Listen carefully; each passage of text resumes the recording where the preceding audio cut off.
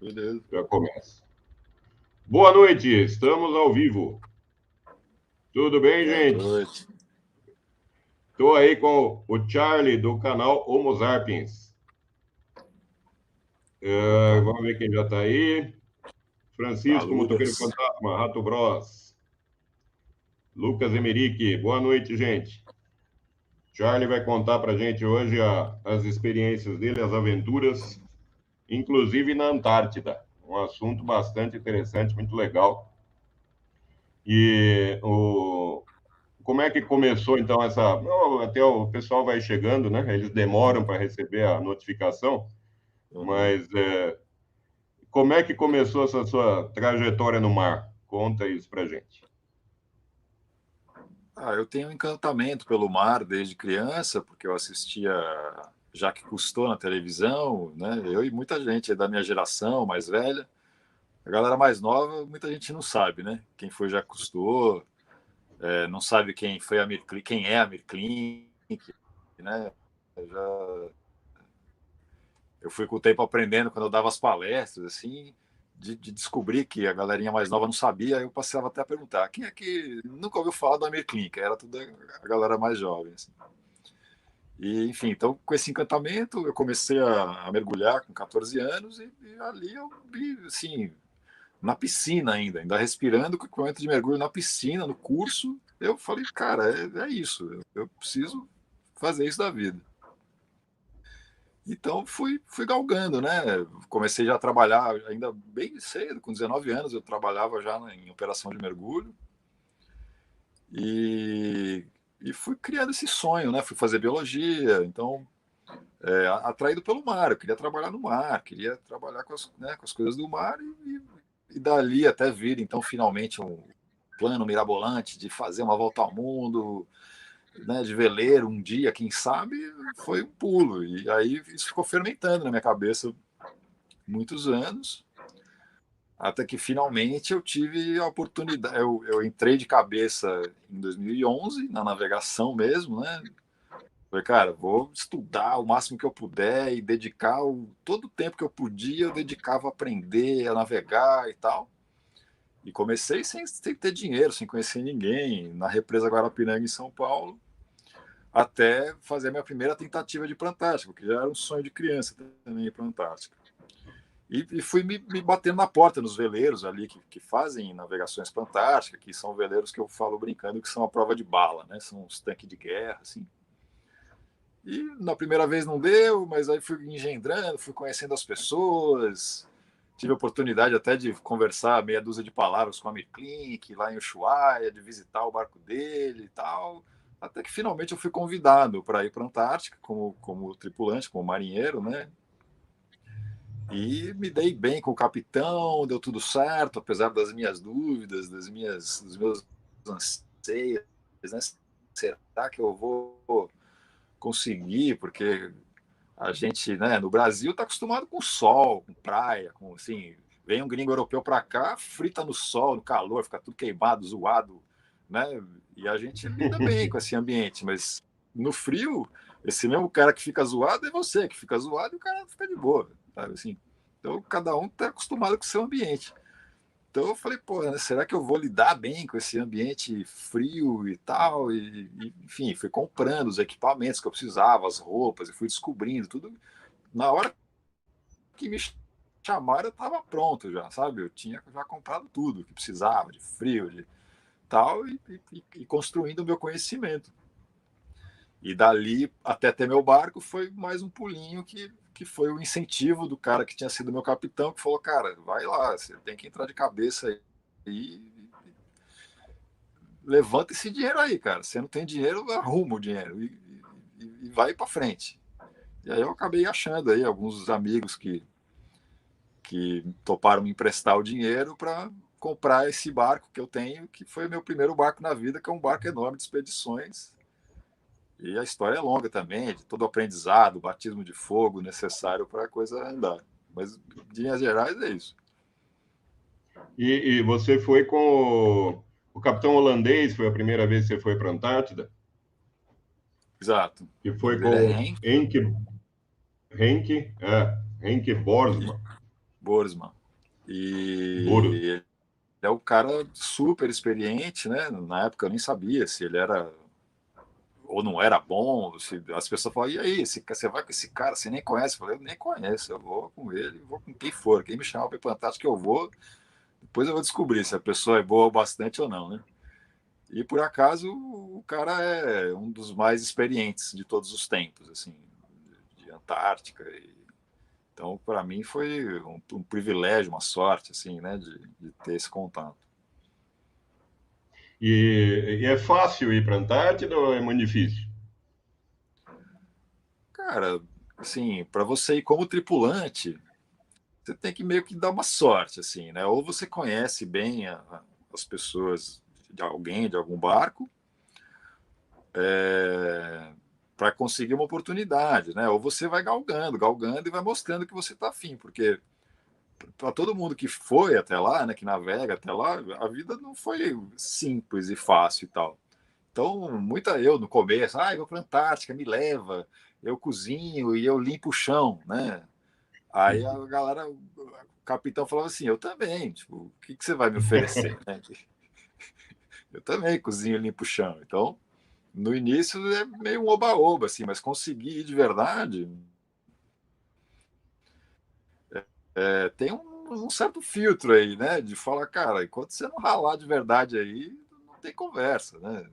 Se você, sei lá, vai mandar um e-mail, né? Você fica no Brasil e fala, será que teria alguma possibilidade de eu conseguir um trabalho com você? Já não tem, porque para ter, você tem que estar lá batendo na porta, entendeu? Você tem que estar lá com sangue nos olhos, mostrando que você está, mano, disposto a vender alma pro diabo, assim, sabe? E aí a coisa vai andando, mas demanda esse esforço. E no sentido de ir navegando, né, de conduzir um barco até lá, esse trecho de navegação do Drake faz parte desse cinturão de oceano que está em volta da Antártica e que está nessa porção sul, né, do hemisfério sul, entre 40 e 60 de latitude mais ou menos, que forma esse cinturão que é o cinturão mais tempestuoso do planeta. Então, não quer dizer que por ser o mais tempestuoso vai estar 100% do tempo em tempestade, mas quer dizer que se a casa cair lá, vai cair mais que qualquer outro lugar, né? Então você tem que estar preparado para condições muito duras, embora a gente tenha a possibilidade de previsão do tempo via satélite, né? Comunicação via satélite. Então, na hora da partida, você, né, vê ali, se não está em condições propícias, você não sai, espera mais um dia. E na hora da volta, você vai monitorando, né, alguns dias antes e vai entendendo o sistema todo, como é que ele está se desenvolvendo. Embora a previsão do tempo em si não seja perfeitamente precisa, né, mas ela é muito precisa no sentido de prever o sistema de vento de tempo que vai se desenvolver. Então, você entendendo que aquele sistema vai se formar, se ele está um pouquinho mais para cima, um pouquinho mais para baixo, isso é secundário, né? Porque o, ou ele, de maneira geral, assim, ou ele gira sentido horário ou ele gira sentido anti-horário, em volta de um centro. Então, se você está aqui, você recebe vento assim, mas se você está aqui, você recebe vento assim. Então, você poderia ter uma diferença de 180 graus na direção que você recebe, porque pode estar. Foi errada a previsão da posição do sistema, mas aquele sistema vai estar lá naquela intensidade, daquele jeito que está sendo falado. Então, você tendo uma visão mais macro, você se vira bem. E eu já atravessei o Drake em calmaria algumas vezes. Eu tive 9 vezes na Antártica, então se você considerar a ida e volta duas, né, são 18 cruzes do Drake. Desses 18 cruzes, quatro, quatro foram em calmaria, cara. Calmaria do Lago de Ibirapuera, assim. E algumas outras com tempestade dura, e uma delas um negócio assim que foi o mais duro da minha vida, que precisou ali de bastante nervos de aço e tática, né? E conhecimento, assim, mas Mas foi tudo E bem. sozinho você já foi para a Antártida? Sozinho? Não, nunca fiz sozinho, né?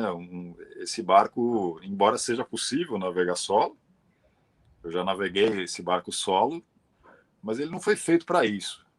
Então, por exemplo, o barco do Amir Klink, quando ele foi fazer a invernada, o barco foi construído para ser navegado solo. Então, quer dizer que é, eu não conheço o barco em si, né? Não vou saber dar detalhes do barco em si, mas a teoria é que você tem ao alcance da mão, né? De esticar a mão para cá, para lá, você tem a maioria dos comandos do barco, né? Ah, As cordas que a gente chama de cabos a bordo, os cabos vêm próximos de você e você precisa se mexer pouco para ter um comando geral do barco. Esse barco aqui, a Fernande, é um barco de 79, construído para regatas oceânicas. Então, quem aí já ouviu falar da Volvo Ocean Race, né, que é o que seria o Rally Paris-Dakar dos mares, né, uma competição em equipe por etapas. Hoje em dia os barcos são de fibra de carbono, tecnologia literalmente espacial, mas em 79 o barco mais moderno era um barco muito semelhante a esse aqui. Esse barco não correu na regata, que na época se chamava Whitbread, que é o nome da cervejaria que patrocinou a regata, né? Embora ele não tenha corrido, ele tinha cacife para ter corrido e tinha barcos muito semelhantes a esse barco aqui.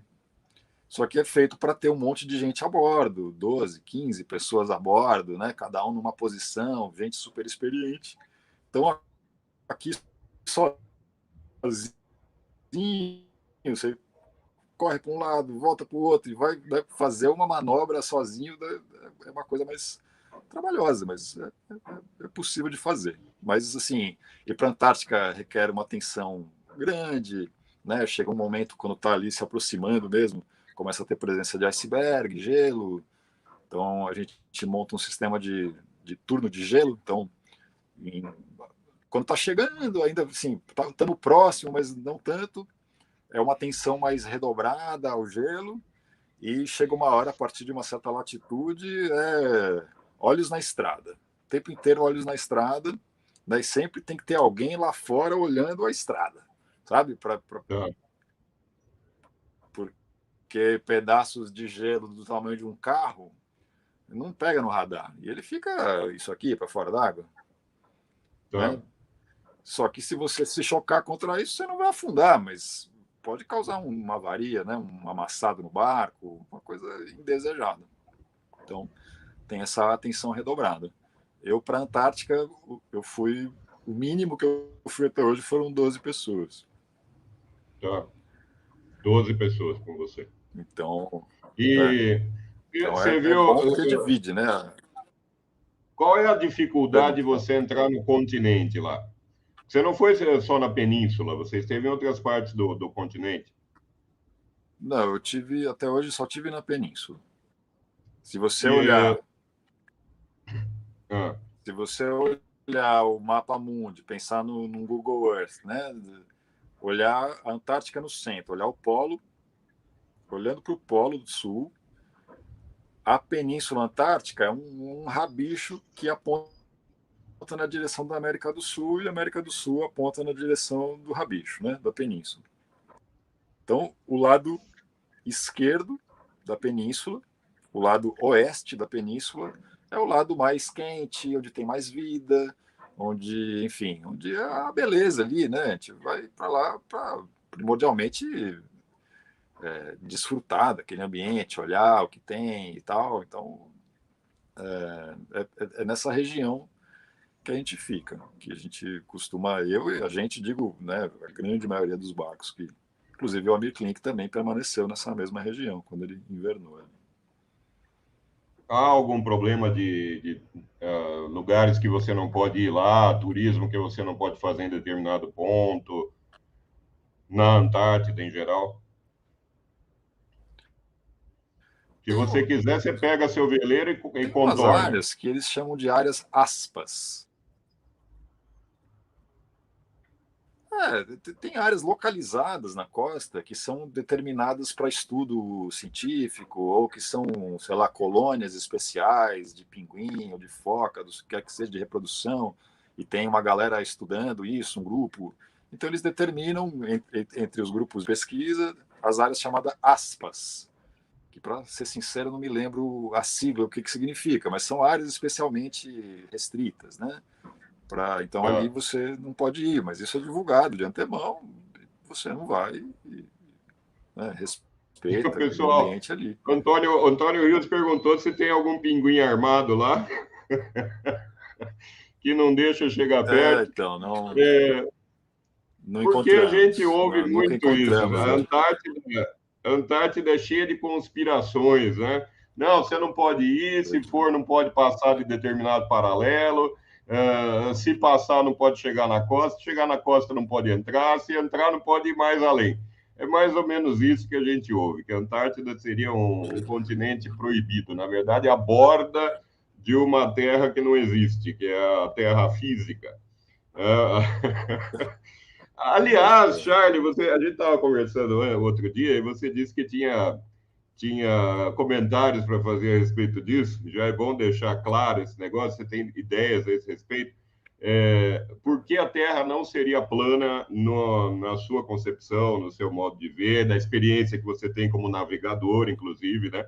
Não só de ter ido à Antártida, mas como navegador. Por que não teria o menor cabimento essa teoria? É, então, só para pontuar, né, como você falou das conspirações, que o lugar que você não pode ir, que está armado e não sei o quê, é sempre falado por quem nunca foi, né? Assim, se você perguntar, você foi, você viu? Não, certeza que não, porque não tem nada disso.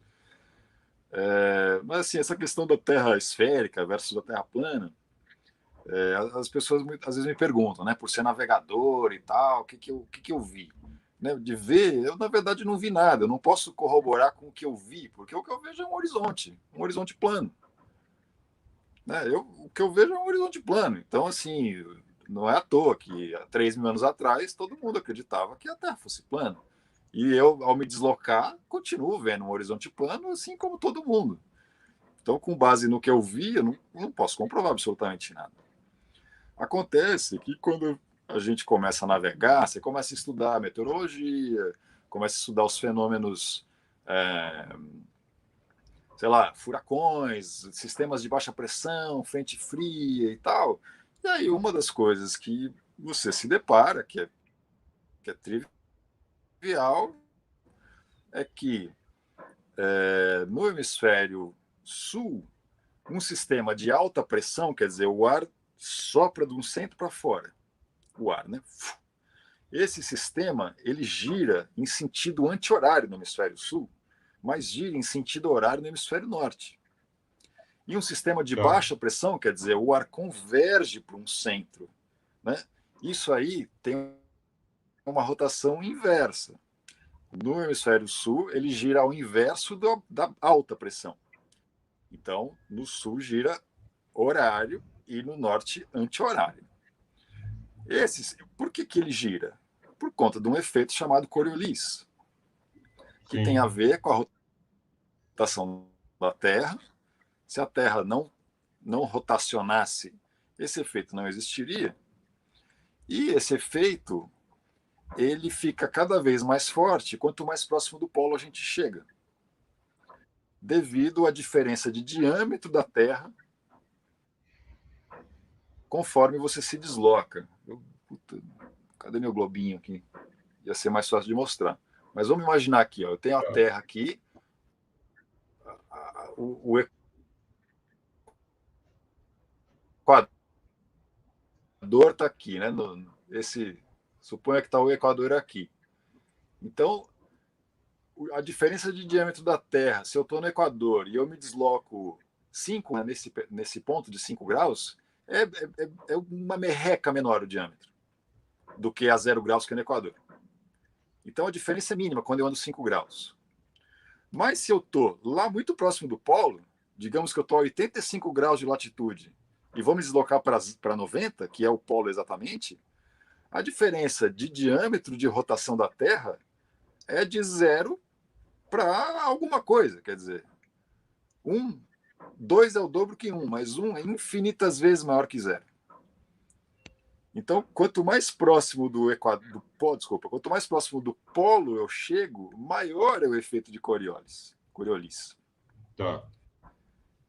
Então, assim, e no Equador, na faixa do Equador, entre 5 norte e 5 sul, não existe efeito de Coriolis. Ele é desprezível. Certo. Então, assim, me explica com base na Terra plana como é que no Equador não existe Coriolis, como é que no sul é diferente do norte. Porque por mais conspiracionista que você possa ser, tem como negar que Coriolis é o oposto no norte e no sul? Não tem como negar. Você pega a previsão do tempo, você olha os sistemas de foto de satélite, você vê as fotos de furacões. É impossível negar isso. Porque você pode falar que o laser, porque a refração, por que o laser não funciona? Não, porque a refração. Fala, não, então vamos levar o terraplanista para o espaço, numa nave espacial, e ele vai ver. Aí o terraplanista fala, não, porque a janelinha tá feita para me enganar, e eu vou ver a Terra plana no olho de peixe, não sei o quê. Mas, assim, não existe conspiração contra Coriolis girar para um lado no hemisfério norte, Coriolis girar para o outro no hemisfério sul. E da mesma forma que existe Coriolis, a gente tem outros fenômenos que são exatamente opostos no sul e no norte. E como é que explica isso na Terra plana? Né? Eu Então, nunca por vi a que, Terra que plana o explicar nada, na inverno. verdade. Então, assim, por que, que o inverno. O ápice do inverno no sul é exatamente igual ao ápice do verão no norte? Por que, que no equinócio é exatamente 12 horas de luz e de sol em toda a Terra?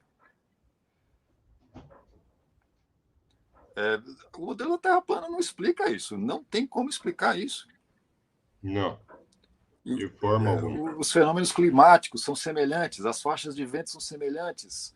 Próximo do Equador, quase não tem vento nos dois hemisférios. Nos trópicos tem menos vento, mas os dois sopram em espelho na direção do Equador. A faixa de 40 a 60 graus no norte e no sul é a faixa mais ventosa do planeta.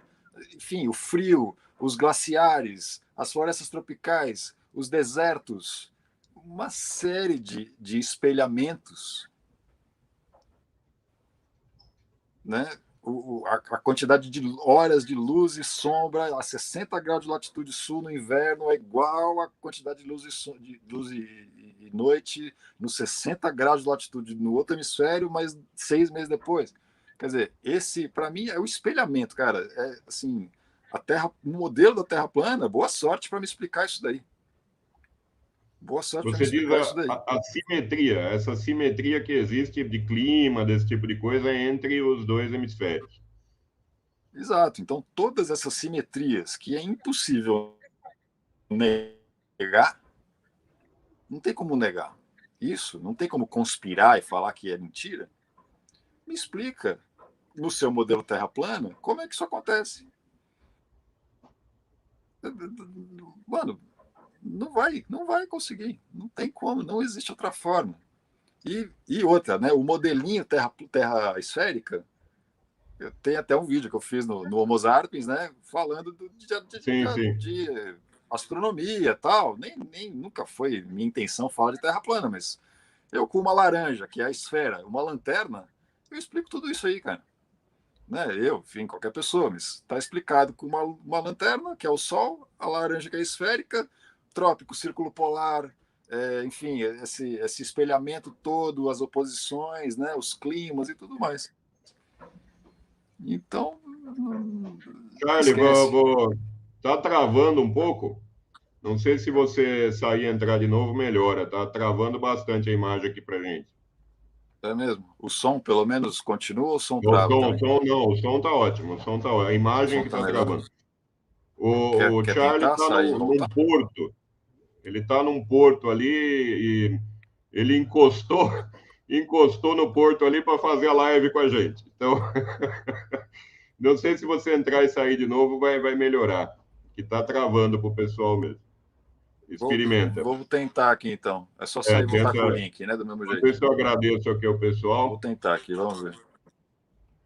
Tem uns superchats aí. Gente, perguntem à vontade para o Charlie, eu passo as perguntas para ele. Eu deixei passar 2 superchats aqui, Léo Siqueira.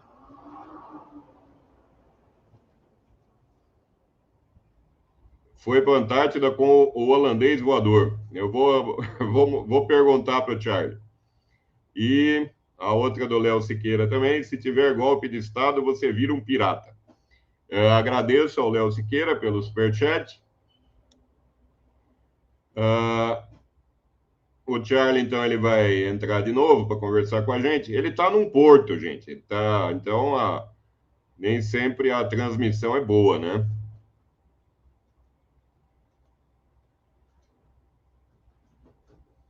Quem mais está aí? Razek, eu preciso perguntar essa coisa do sol da meia-noite. Alô, alô, estou de volta, Deixa eu não? ver agora. Tá. Opa, A vamos ver imagem se vai quebra um melhor. pouco, mas o som tá ótimo. O som tá ótimo. Tá E bom, já tem uma pergunta para você melhor aí, assim. Charlie. Se você já viu o sol da meia-noite. Cara, eu nunca estive no Círculo Polar Antártico, né? Para você ver de fato o sol da meia-noite, o lugar onde o sol nunca se põe, você tem que estar dentro do Círculo Polar no período que, né, o sol não se põe e tal. Eu já tive muito próximo do Círculo Polar, então eu já vi o sol das 11h40 da noite, mas da meia-noite mesmo eu nunca vi. Da meia-noite, não, você viu das 11h40. Exato. Ele vem, como ele no próximo do polo, né? Na hora que o Sol nunca se põe, ele fica literalmente girando em volta do horizonte sem nunca se pôr. Ou ele Tá. desce um pouquinho e sobe de novo, né? Mas então onde a gente estava, ele vem descendo num angulão assim, bem, sabe? E aí se esconde atrás do horizonte, escurece um pouco ali, umas 3 horinhas assim, e aí e volta do outro lado de novo. E como ele vem cortando de lado, ele dura, né? O pôr do sol que dura bastante tempo, assim. E por exemplo, no trópico, né? Na linha do Equador, o sol desce reto, exatamente perpendicular ao horizonte. Então, um pôr do sol de pouquinhos minutos. Mas a sua experiência é mais na Antártida ou você já foi para outros lugares do mundo, assim, velejando? Navegando, eu tive a oportunidade de atravessar o Pacífico quando eu fui tripulante da família Schurman, em 2015. Eles estavam em Tá. volta ao mundo, né, chamava Expedição Oriente, o projeto daquele momento, era a terceira volta ao mundo deles. Por acaso eles acabaram de partir, faz 2 meses que eles partiram na quarta volta ao mundo. Então ali em A 2015 quarta agora, a gente se conheceu lá em Ushuaia, porque foi quando eu fui para a Antártica, né? Foi a primeira vez que eu fui e tal, e a gente acabou sendo vizinho de porto ali, de pia, de marina. E a gente se conheceu, se deu bem e tal, e eles estavam ali numa troca de tripulação e acabou que falaram, manda seu currículo lá. E aí calhou de ser aceito e participei, então tive 6 meses a bordo com eles, cruzando do Chile até a Nova Zelândia, e a grande atração ali era a Polinésia, né, que é o lugar que eu sempre, assim, o lugar que eu tinha saudade, né? Aquela coisa de você ter saudade de um lugar que você nunca foi, né? é. Tinha saudades da Polinésia. Então, aí, pô, chegando lá e conhecendo e tal, descobri que é meu lugar no mundo, assim, é onde eu anseio mais em voltar. Não, deve ser lindo demais. O É. canal do Rádio Amador tá aí também, ele faz uma pergunta para você. Se você fez uso de boletins Navitex e WeatherFax. Então, isso aí já é uma coisa que eu só ouvi falar nos livros e né, nos relatos e tal, que era a forma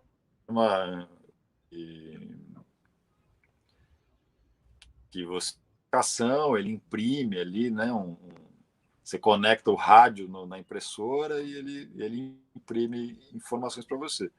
Eu já entrei na era mais moderna, digamos assim. Então, eu sei usar uma carta náutica, mas eu nunca tive a necessidade de usar uma carta náutica, porque já é no momento de aplicativo, né?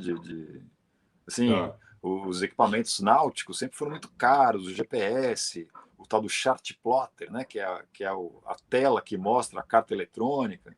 Só que de anos para cá, na mesma época que surgiu o Waze para a cidade, surgiu o Navionics, que é um aplicativo que você compra baixando o celular, o negócio está lá em tempo real, dando tudo que você precisa, e você navega por isso daí, cara.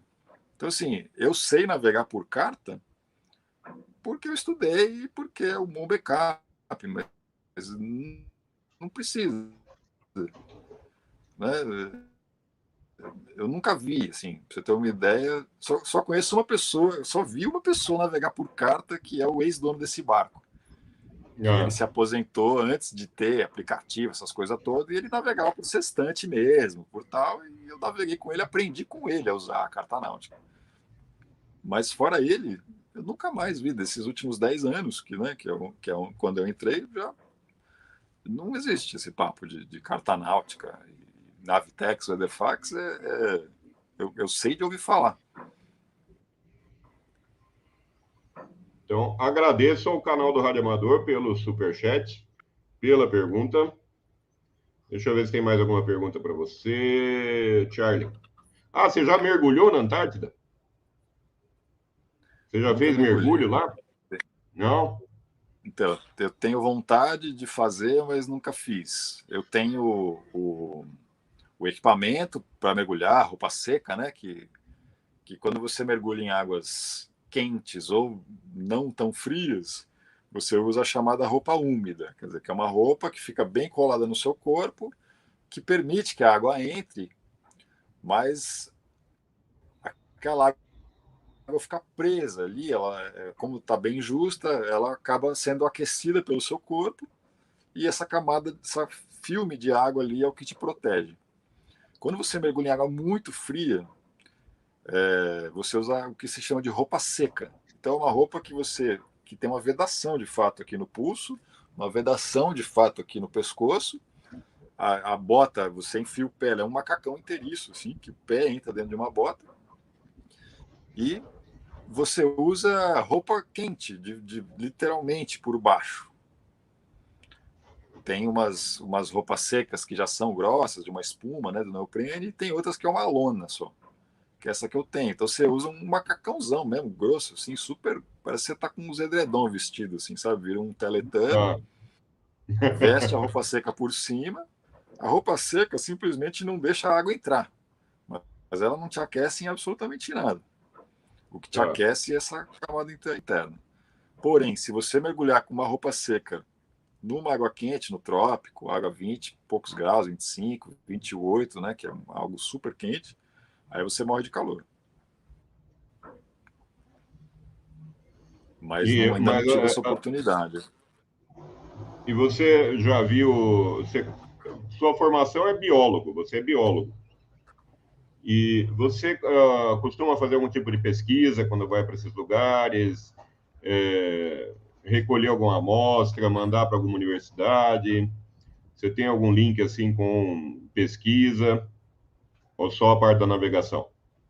Não, nunca tive, até gostaria de ter, né? Gostaria de poder contribuir de alguma forma. Eu, na época da graduação de biologia, eu participei de projetos de pesquisa, coletando dados, né? Um projeto grande de conservação de ambientes marinhos, né? De peixes. Mas depois disso, eu saí desse mundo da produção de conhecimento e passei a ser um consumidor de conhecimento, né? Eu adoro ler, adoro me informar, sou ávido, assim, estudo muitos assuntos que me interessam e tal.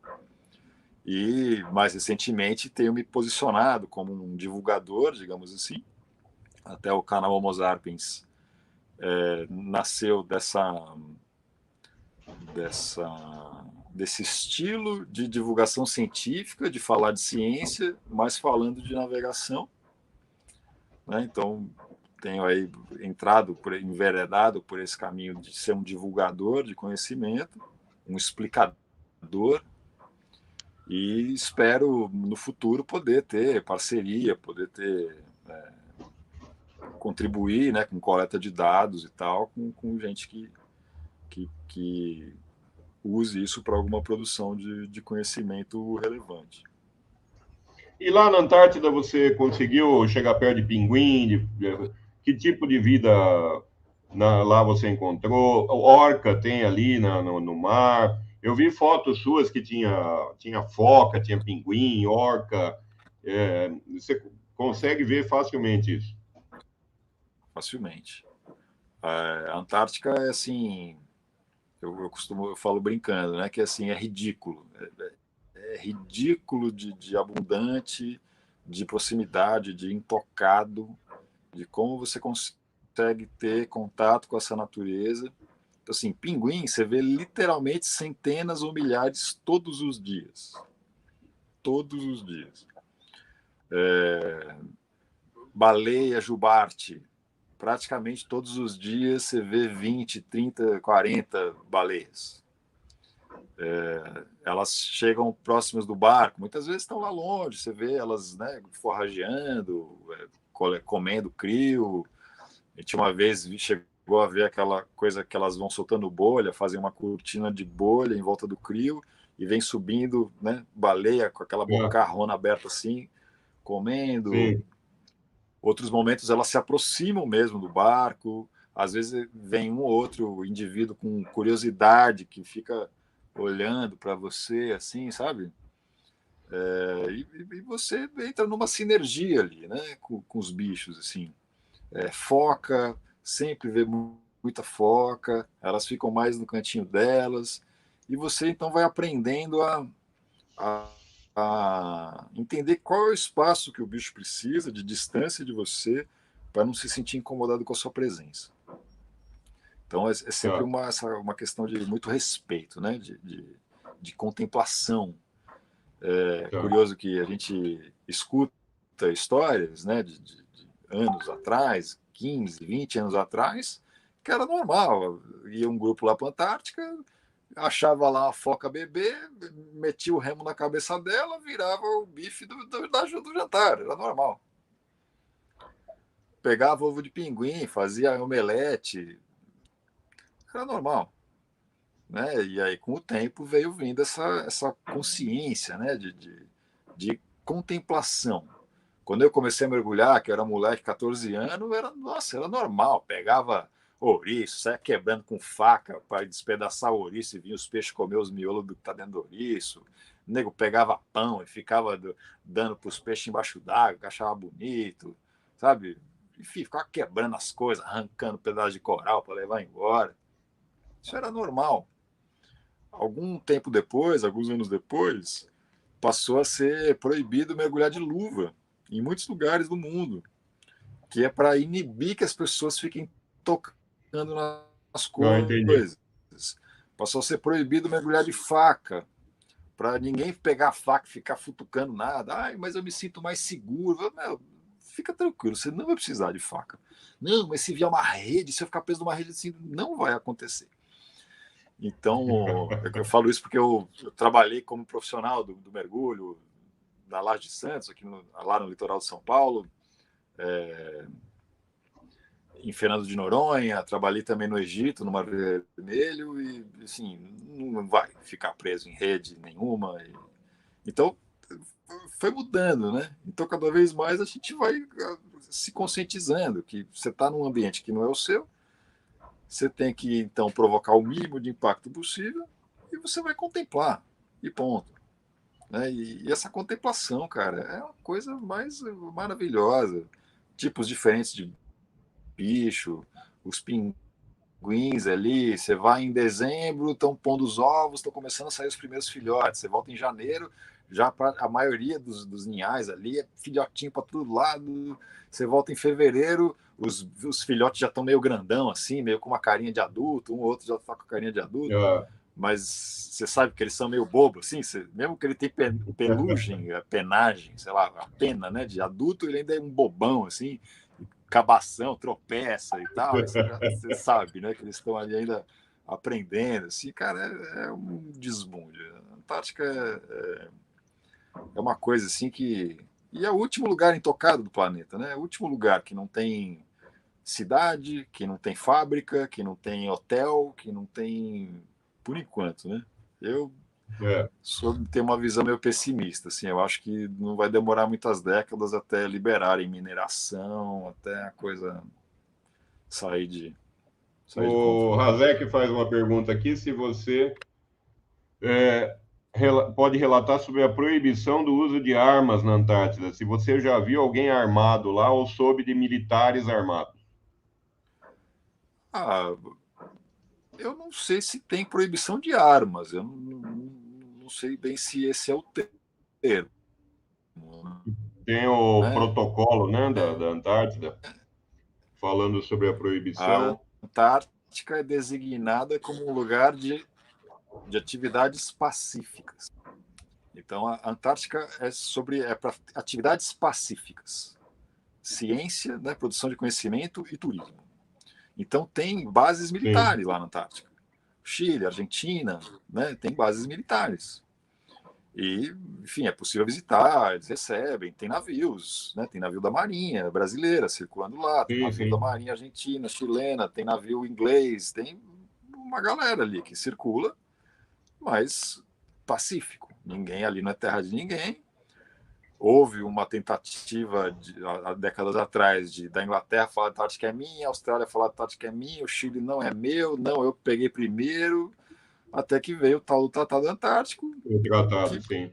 e assim, a simplificação é: galera, é o seguinte, se não é meu, não é seu também, não é de ninguém. Se eu não posso ter, ninguém vai poder ter, então ninguém tem, e a gente combina que ninguém tem. Mas eu continuo dizendo que eu quero, porque na hora que liberar, eu quero o meu direito a minha parte de terra, que é o que cheguei primeiro. Tem uma É o pergunta resumo da interessante aqui do ópera, assim. Lucas Emerick, relativa a tudo isso, preservação, ecologia, esse tipo de coisa. Vamos ampliar mais essa pergunta. Se nas suas viagens, todas elas, você vê muito lixo no oceano?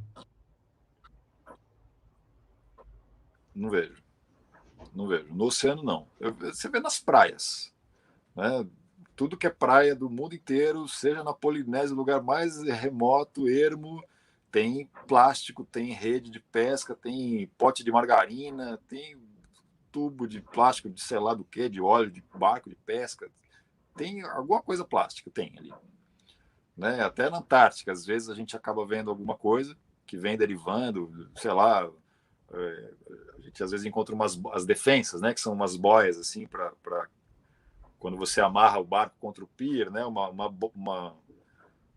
borrachona inflável que protege o Ah, barco de bater um contra o outro ou contra o pier, e isso flutua, né? Tem bases de pesquisa que usam isso como um marcador e alguns barcos perdem isso, e tem até alguns lugares notórios ali que já é o lugar de procurar defensa, que são objetos um tanto caros, e se você achar, fica feliz, né?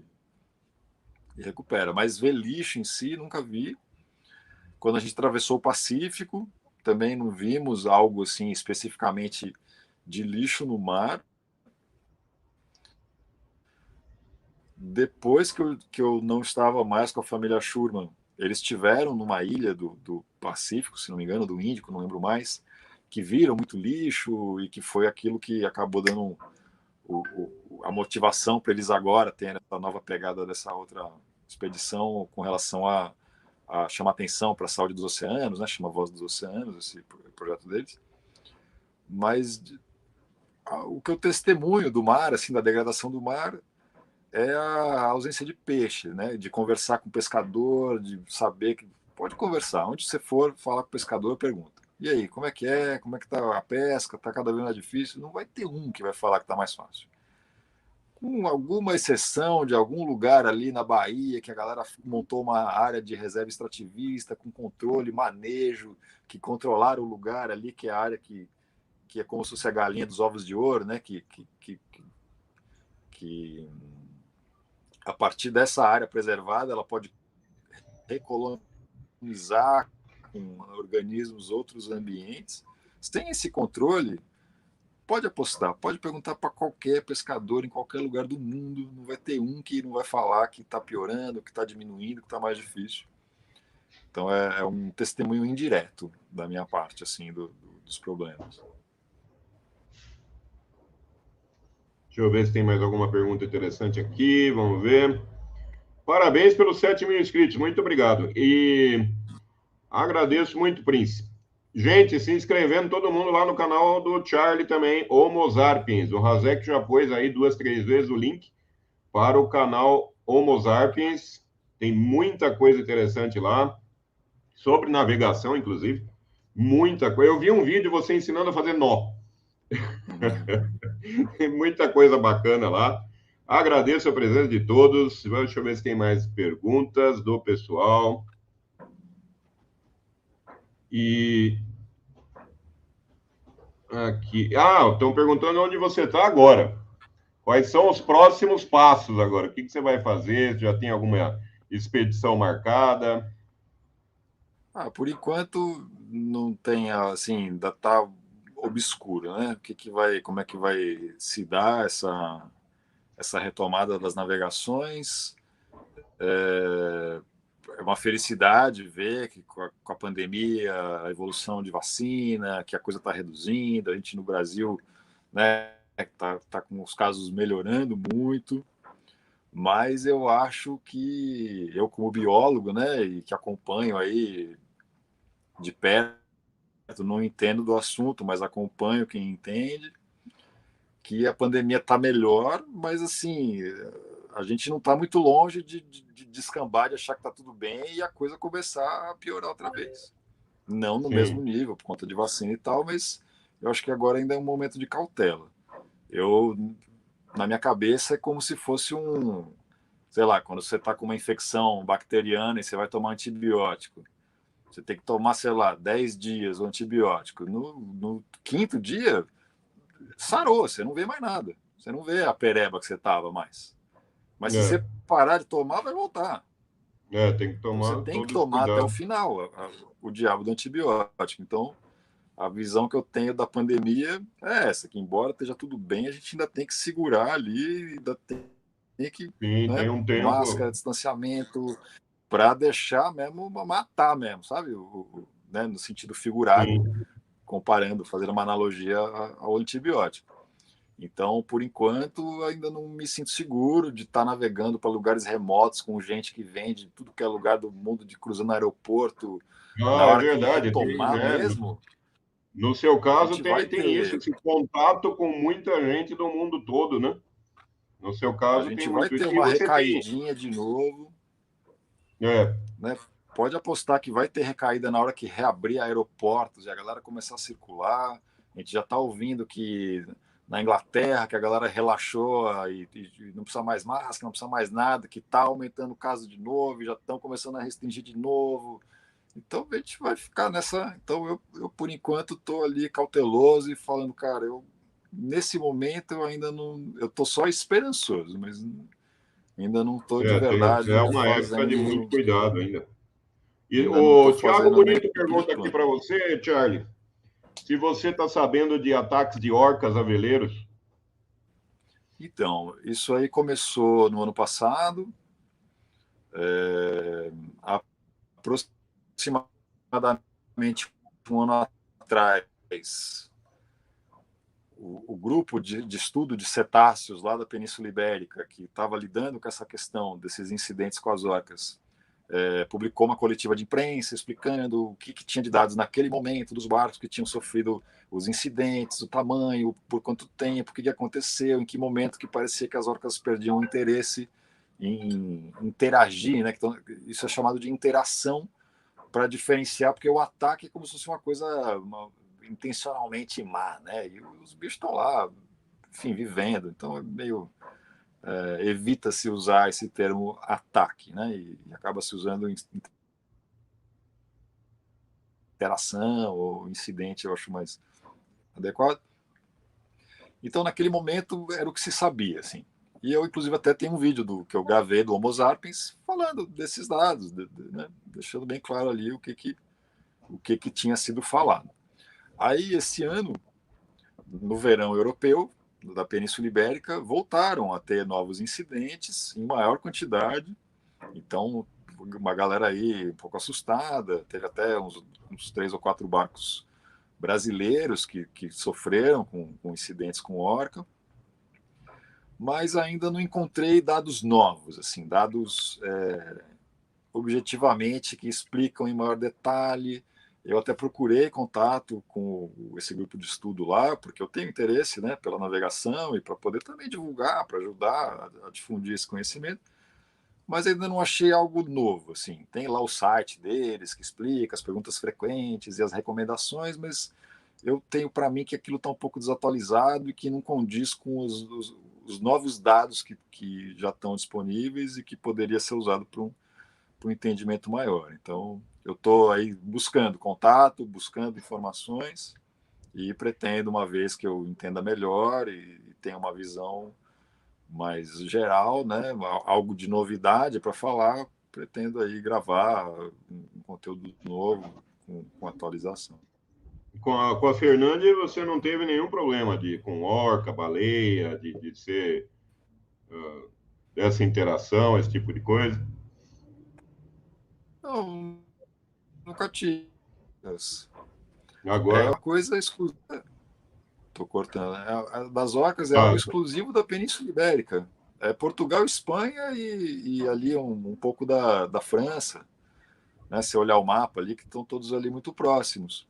Mas fora isso, não tem relatos. Assim, tem um ou dois relatos pontual de orcas que se chocaram contra barco. Teve até barco que afundou por conta disso.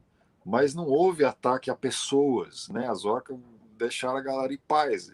Enfim, então eu, como estou navegando aqui no sul, os momentos de ver as orcas e tal, né? Vi na Antártica algumas vezes, muitas orcas uma vez, a gente viu, assim, era muitas, dezenas de orcas, até onde eu vi a 360 graus de orca pipocando em pequenos bandos de, sei lá, 10, 15 orcas, um grupo aqui, um grupo ali, um grupo ali, um grupo ali, 360 graus, pipocando, assim, na Antártida, voavam você viu? na Na Antártica. Antártida. E, cara, nenhum medo, assim, o barco também é grande, né? Sei lá, o barco de alumínio, né, metal, resistente. Seu barco tem quantos metros, Fernandes? Tem quantos metros? No documento fala 19,35 metros, né? É É grande, grande, assim, é um é barcão. grande. Para um veleiro, é um veleiro bem grande, assim, sabe? É, seria aí 65, 70 pés, né? Esse tamanho. Eu vi algumas fotos do barco, cabem 15 pessoas tranquilamente. Hã? E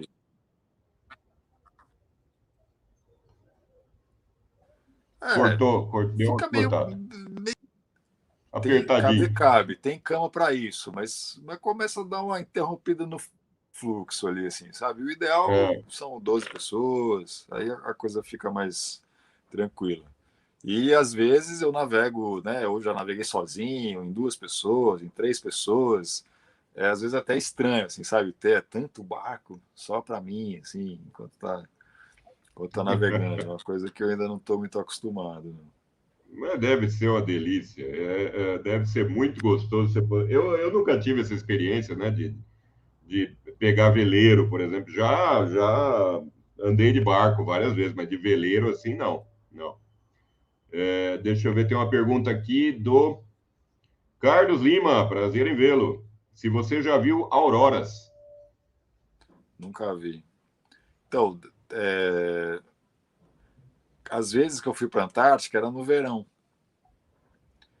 Então ou o tempo inteiro de luz, dependendo do mês, né, até umas 6 horas de escuro, e aí já volta a luz de novo. Tá. E, embora exista a aurora em qualquer momento, para você ver de fato a aurora, isso quem me falou, inclusive, foi o Marco Broto, que é um brasileiro que é um caçador de aurora, ele guia grupos, especialmente no hemisfério norte e tal. Nesse momento, se não me engano, ele está na Islândia, está, enfim, guiando grupos lá, algum desses lugares bem para o norte, assim. Então, a aurora tem o tempo inteiro. O difícil é ver, né, achar. E ele, por exemplo, se especializou em analisar a previsão do tempo e ir atrás mesmo da aurora, se deslocando centenas de quilômetros, assim, de alugar um carro e estar ali na espreita. Não, vai dar não sei aonde. Os caras dirigem a noite inteira para chegar no outro lugar, não sei aonde, para conseguir ver. Então, eu, particularmente, nunca Não vi. vê a aurora. Suponho que primordialmente por conta de estar sempre nessa luz, né? Muita luz. E você pensa em fazer expedição para o hemisfério norte, para o Ártico, alguma coisa assim?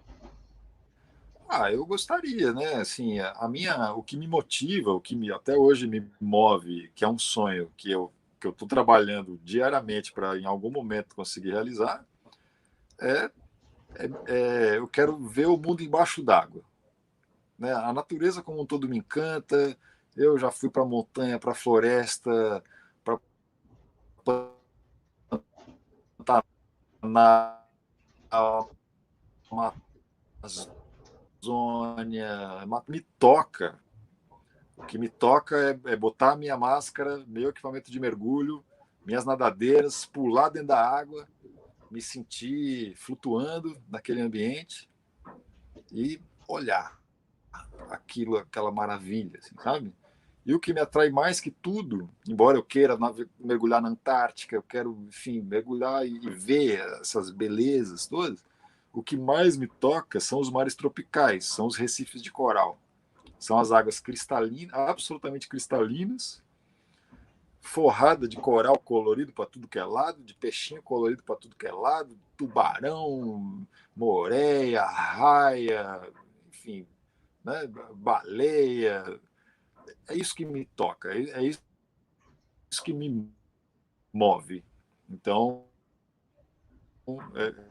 eu estou de volta ao mundo, minha primeira, imagino até que uma vez que eu consiga, venham outras, mas com esse intuito de ver e mostrar as coisas, né? Então, que nem o Jacques Cousteau foi o pioneiro, porque o cara inventou o equipamento de mergulho e o cara conseguiu um milionário deu para ele o Calypso, né? O famoso navio Calypso, deu para ele, falou: "Tó, vai lá, filho.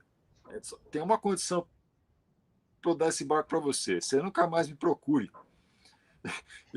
Isso está na biografia do Cousteau, sabe? Enfim, então o cara ganhou um navio, cara, e financiamento. E o cara, ele era cineasta, ele já desde molequinho, ele já fazia lá umas filmagenzinhas, montava uns filminhos.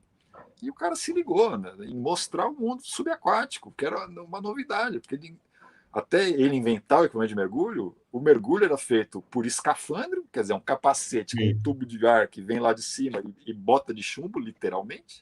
Então você caminhava pelo fundo do mar, ou em sinos de mergulho, quer dizer, é um sino mesmo, uma campana gigante que cabe Sim. 3, 4 pessoas lá dentro, o sino vai descendo, o ar vai comprimindo, então você está ali dentro respirando enquanto tem ar, sai um pouco, volta e tal, né? Então ele foi o cara que mostrou isso para a gente. Ninguém sabia das maravilhas do Mar Vermelho, do Mediterrâneo, da Polinésia, enfim, ninguém sabia. E ele mostrou isso. E aí, dali veio BBC, dali veio Discovery Channel, né? E a gente foi se encantando cada vez mais. A gente que hoje está acostumado com Discovery, BBC, não, BBC levou a outro nível, né? A documentação da vida selvagem. Então você vê os vídeos do Cousteau dos anos 80, dos anos 90, dos anos 70, é meio paia, assim, sabe? É um negócio meio bobo.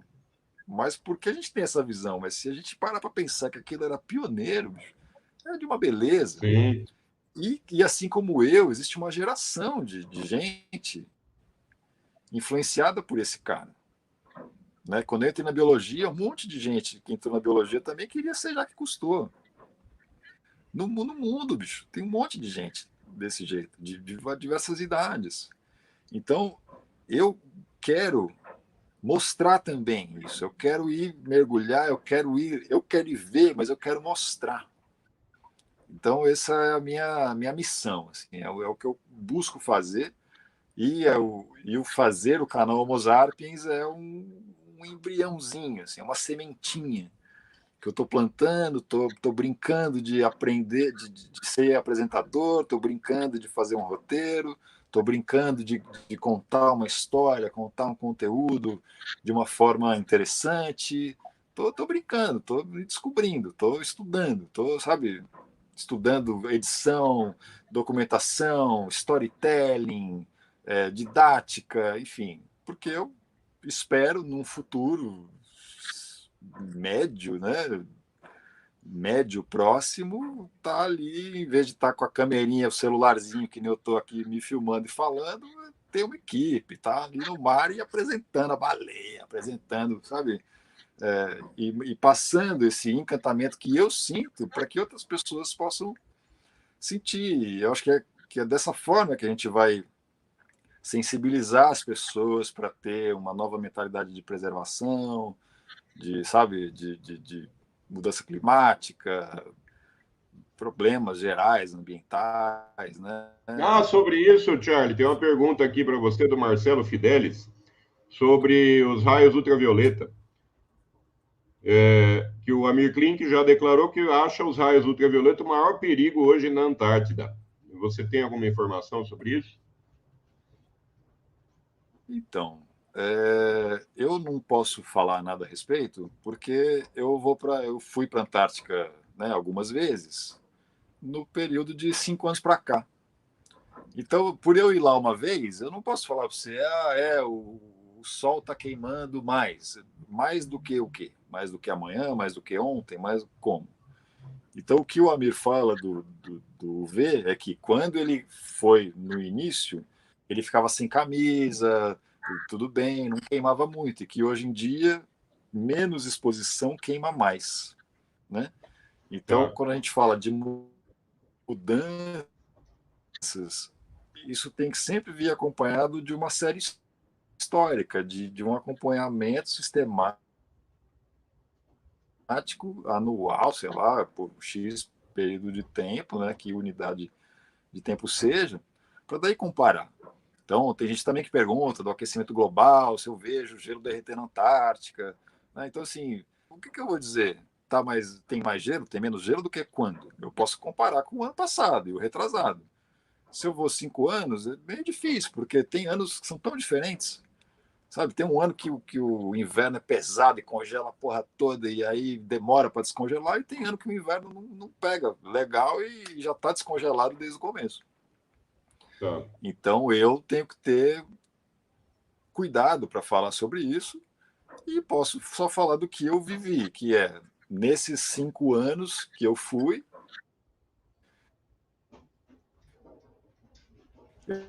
eu vejo. É o máximo que eu posso contribuir a respeito do assunto. Tá, beleza. E deixa eu ver quem mais está aí. Se tem mais alguma pergunta? Tauan Cara Chato, canal do Rádio Amador, Razek, Alex Guimarães. Sim, essa pergunta. O mais importante de tudo isso é que tem aumentado ao longo do tempo a preservação, tanto da Antártida quanto no mundo todo. Então, está muito diferente do que era anos atrás. A Antártida sempre foi um continente onde sempre houve preservação ali, sempre com esse objetivo de estudo, de pesquisa, então ninguém vai lá para caçar foca, né? Isso Não já, vai já, mais, né? já é, né? Não vai mais, né? Então ali há sempre uma. O Razek está perguntando se você está em Ushuaia agora. Ushuaia. Eu estou nesse momento no Uruguai. No Uruguai? Isso. E você já tem previsão para Forte. voltar para o Brasil? Por enquanto ainda não. Por enquanto sem previsão. Ah, estou te perguntando quanto à manutenção do. É você que faz a manutenção toda do barco? Eu que faço tudo. Quer dizer, não faço tudo sozinho, mas eu encabeço tudo, né? O barco é minha casa, minha vida. E então, além de eu ter necessidade de saber fazer as coisas, porque na hora que o bicho pegar, não tenho como chamar ninguém para me ajudar, eu tenho que saber mexer, tenho que conhecer o barco de cabo a rabo, né? Cada parafuso, cada rangido, cada barulhinho eu tenho que conhecer. Se eu que faço a manutenção anualmente, eu sei que ano passado não estava do jeito que está agora, eu sei como que eu coloquei o negócio lá que não deu muito certo, porque se eu não me envolvo, né, cada hora eu não sei bem como é que a coisa progride, uma piora, uma melhora de algum problema. E outra, mão de obra é uma das coisas mais caras que tem. Então, se você tem um sistema de, sei lá, eu no futuro espero estar numa condição que eu tenha dinheiro do projeto para eu poder delegar, que alguém cuide do barco por mim, enquanto eu posso estar, sei lá, dando entrevista, lançando livro, falando com a Netflix, com, sei lá, dando palestra, angariando mais fundo, é, né? Esse tipo de coisa. Mas no meu mundinho de hoje aqui, eu tenho que cuidar de tudo, de pintura, né, solda em si eu não sei fazer, mas eu tô ali trocando ideia com o soldador, ó, precisa fazer isso, precisa fazer aquilo. A troca do estaiamento, por exemplo, do barco, eu encabecei tudo, eu passei horas e horas pendurado ali na cadeirinha, mexendo nas coisas. Teve uma vez que eu passei 8 horas sentado, é tipo um balancinho, assim, que você fica sentadinho ali trabalhando e tal, né? Tá. Então, é, eu, de fato, encabeço tudo por gosto, por necessidade e por, sei lá, né, por dinheiro, assim, necessidade de saber na hora que precisa e necessidade de não de ter que economizar o máximo que eu possa com tudo. Você já teve algum problema grave em alto mar, assim, que teve que se virar ali na hora, fazer Problema um. de fato, algo grave e irreparável, não, mas assim, de vez em quando, sei lá, dá um problema, você vai carregar bateria, você vai ligar o motor para carregar a bateria, e aí não carrega. Aí você fala, putz, né? O que aconteceu?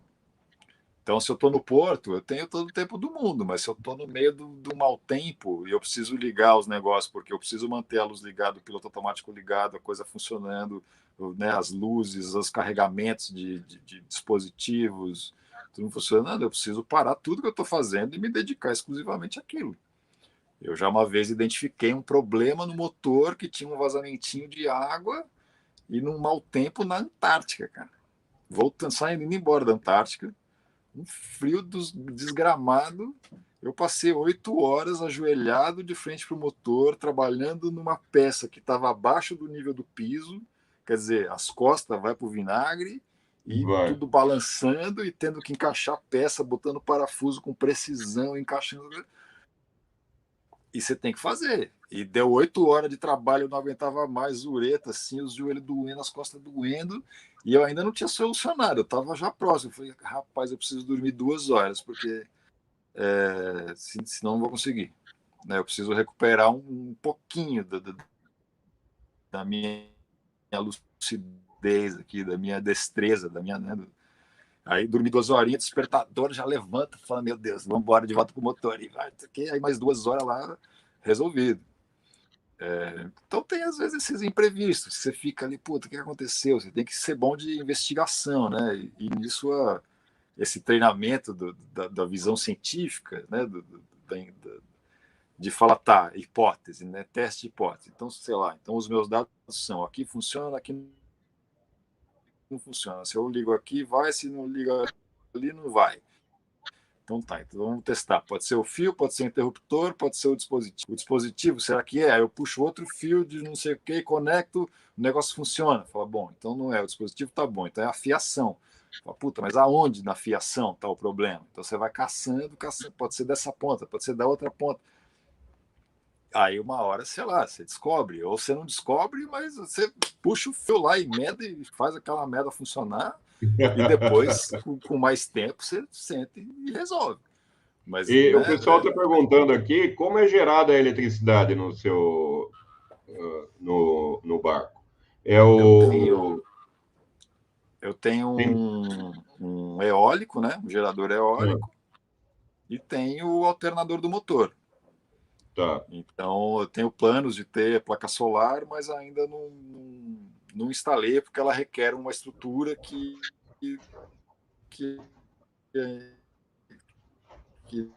o barco já não tinha, né, não veio com a estrutura, e precisa de uma programação, custa caro para fazer, para instalar e tal. Então, ainda não. E o motor, né, ligou o alternador do motor, que carrega a bateria, esse é o carrega pauleira mesmo, é tá, super eficiente nesse sentido. E o eólico, que acima de uma certa quantidade de vento, 15, 20 nós, ele passa a carregar bem. E numa tempestade, por exemplo, soprando 50, 60 nós, ele tá bombando, assim, arregaçando, né? A bateria tá no talo. A tá. bateria tá gostando, né? Do coisa. E um detalhe do carregador eólico é que tem muitos modelos que acima de uma certa velocidade de vento, você tem que parar ele, não pode deixar ficar girando, senão o negócio fica maluco e gira rápido demais e começa a voar pedaço e tal. Tá. E eu tenho aqui um que é super caro, né? Eu falo que é um gerador Playboy, assim, é um alemão que tem controle do passo das pás, então se soprar 500 km por hora, a pá simplesmente alinha com o vento e não se mexe. Tá. Então ele pode soprar na velocidade que for, isso é uma tranquilidade, saber assim, que vai ir para toda a obra.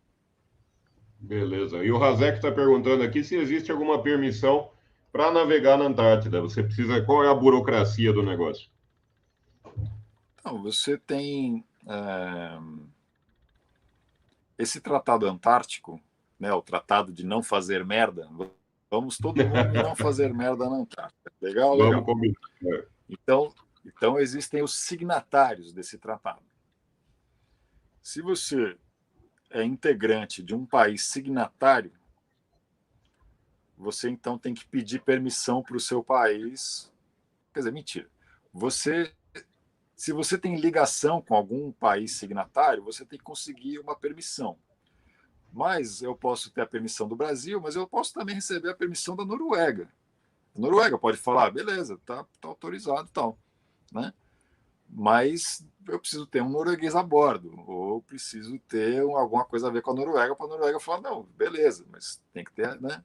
E o Brasil é a mesma coisa. E basicamente o que se faz é uma avaliação do impacto que você vai causar. Então, o que o protocolo do Tratado Antártico exige é que você esteja conforme e que você vá para lá causar o mínimo de impacto possível. Eles têm avaliação de quanto de impacto causa, e aí tem lá o menor impacto, que é o que a gente faz, é classificado como, nem lembro o nome exato, assim, mas é impacto de menor magnitude, tem um nominho lá. E você então cuida, né, dos ejetos, não, não molesta os animais, não vai sair fazendo omelete de ovo de pinguim, não vai sair correndo atrás das focas, tirando selfie, abraçando e tudo mais, né? E, enfim. Então você, Omelete de estando ovo de pinguim. conforme. Não, pior que é, tem uma base inglesa que virou Correios, né? Um lugar que vende souvenir e tal. E aí um livrinho que eles vendem é o livro de receitas de quando aquela base era uma base de verdade e não o correio. E, cara, e tem lá uma das receitas é omelete de ovo de pinguim com cérebro de foca. É Nossa. uma. Enfim, que os caras é normal, né? Era outro momento. Era outra realidade, né? Outra realidade. Tem, cara, assim, tem histórias, eu não vou citar nomes, mas tem gente que dos antigos, dos primeiros a irem para a Antártica, o Henk, que é o meu mestre, ele não é dos primeiros, dos antigos, de verdade. Tem outros mais antigos. Pioneiros que começaram a ir para a Antártica, e tem um cara que é o grande nome, assim, um francês e tal, e um dos filhos dele foi concebido na Antártica, numa invernada, que eles passaram lá, o casal invernou e a mulher estava grávida. No momento do nascimento, eles estavam na Geórgia do Sul e eles não queriam médico, não queriam. O Jerome ia fazer o parto da mulher dele, que eu não lembro o nome dela mais. E acabou. E assim, então tem testemunho. Eu ouvi a história de quem foi filho de quem testemunhou a história, né, que estava presente no momento que o Jerome fez o parto e tal. E aí disse que o Jerome, um belo dia, de manhã, ele está lá fumando, sei lá, o cachimbo, o charuto dele, não sei o quê, e ele estava com as mãos limpas. E a galera falou: nossa, nasceu. Né? O Jerome está com as mãos limpas, é porque o cara teve que fazer o parto do filho. E aí, Tá. antes, quando souberam dessa história, que o Jerome ia fazer o parto da mulher, aí falaram assim: cara, mas você não quer, eu ajudo. Não, não quero ajuda. Mas foi o seguinte: eu tenho um livro aqui de parto. Leva esse livro. Ah, não vai acontecer nada, tá bom, eu levo o livro. E aí diz que teve complicação durante o parto e que o cara então consultou o livro. E esse livro eu não vi com os meus olhos, mas quem me contou a história jura que possui o livro sujo das mãos de sangue do Jerome, de ter feito o parto do filho. E esse filho, hoje, tem a minha idade mais ou menos, e é um dos puta navegador. E esse cara, quando era criança, ele brincava com o amiguinho dele, que também, filho de um outro casal, que também ia para a Antártica, que não sei o que foi quem testemunhou essa história e tal. Os dois amiguinhos de Antártica brincavam de ver quem pulava mais elefantes marinhos no lombo de um elefante para o outro, para o outro, para o outro, para o outro, para o outro. Entende? Assim, hoje é inconcebível, mas imagina, esses caras cresceram lá, bicho. É, É outra, é outra relação.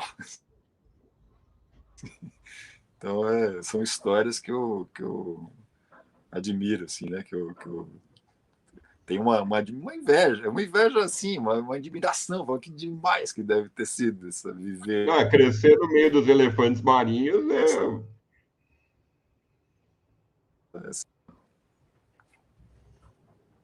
Deixa eu ver se tem mais alguma questão aqui, alguma pergunta.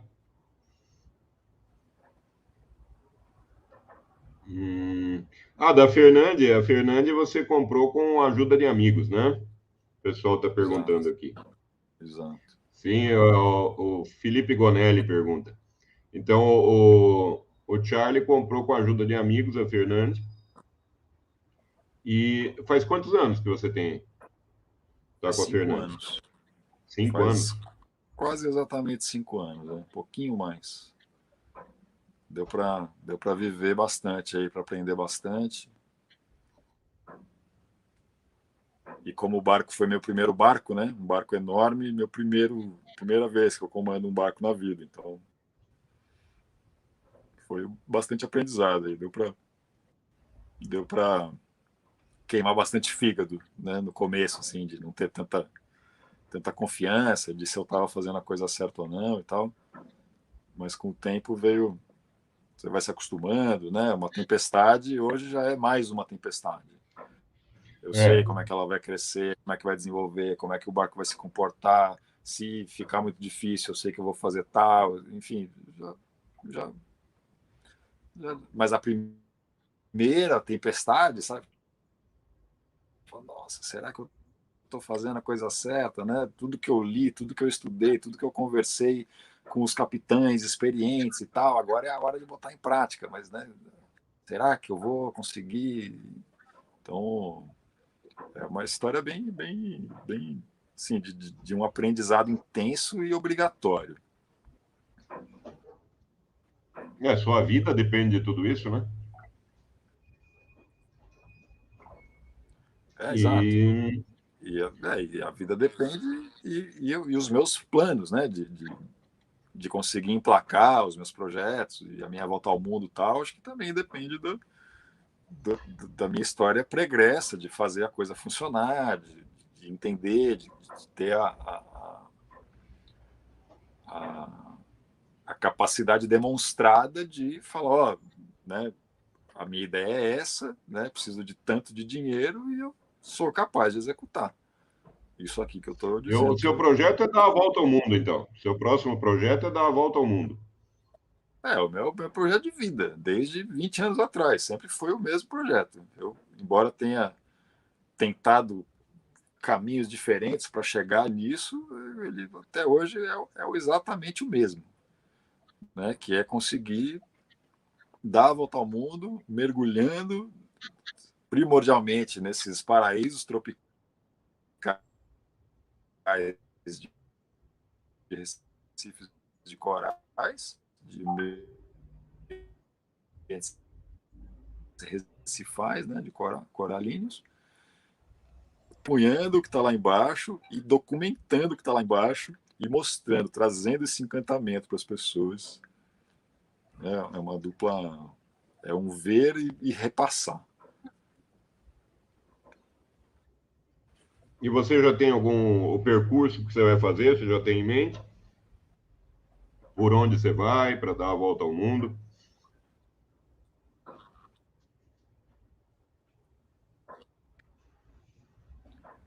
Ah, eu tenho uma ideia grosseira,